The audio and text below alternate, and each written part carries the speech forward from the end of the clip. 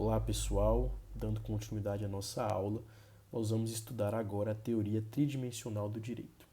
A teoria tridimensional do direito foi formulada por um grande filósofo do direito brasileiro, que foi Miguel Reale. Para essa teoria, toda experiência jurídica pressupõe três elementos essenciais: um fato, um valor e uma norma.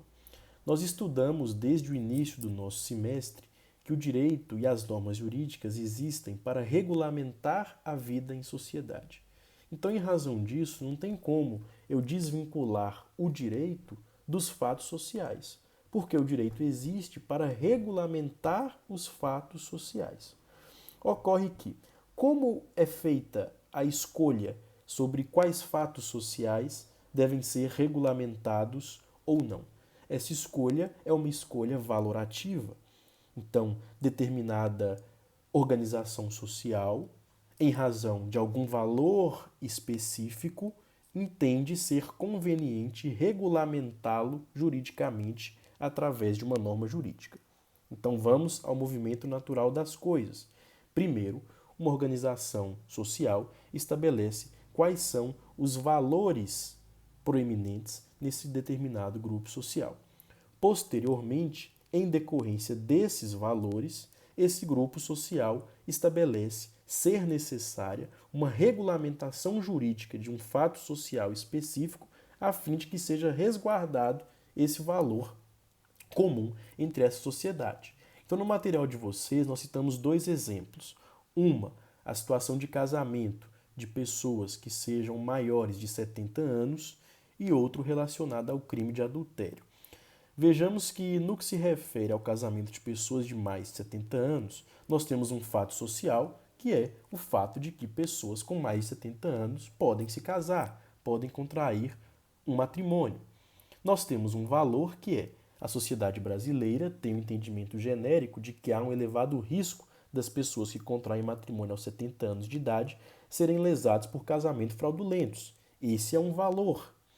Então, tendo em vista esse valor específico e definido pela sociedade brasileira, fez-se necessária a regulamentação jurídica desse fato social, qual seja casamento de pessoas maiores de 70 anos.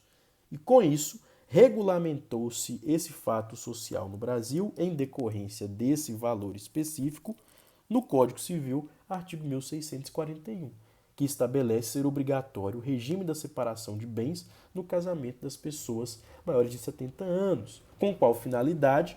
Proteger um valor maior, que é o valor de proteção à rigidez patrimonial das pessoas maiores de 70 anos. Então, repetindo, nós temos um valor específico que determinou a necessidade de que um fato fosse regulamentado. Essa é a relação tridimensional do direito. Vamos para o outro exemplo, que diz respeito ao crime de adultério. Até pouco tempo, ano de 2005, o adultério era considerado crime no Brasil, ou seja, passível de uma sanção penal de restrição da liberdade de quem cometesse o crime de adultério. Então, nós tínhamos um fato específico: pessoas não cumprem com seu dever de fidelidade conjugal. Esse fato foi criminalmente regulamentado para a proteção de um valor. Qual era o valor? A sociedade brasileira tinha um entendimento genérico de que o adultério era uma conduta extremamente grave e que reclamava, portanto, uma sanção penal com privação de liberdade.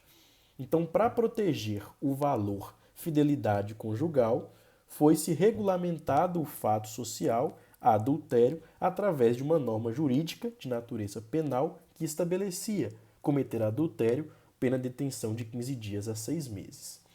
Então percebam essa relação dinâmica do direito, porque hoje, uma vez que os valores da sociedade brasileira mudou, esse crime deixou de valer.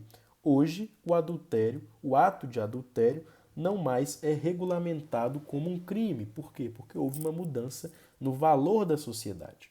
Portanto, a teoria tridimensional do direito é uma teoria relativamente dinâmica.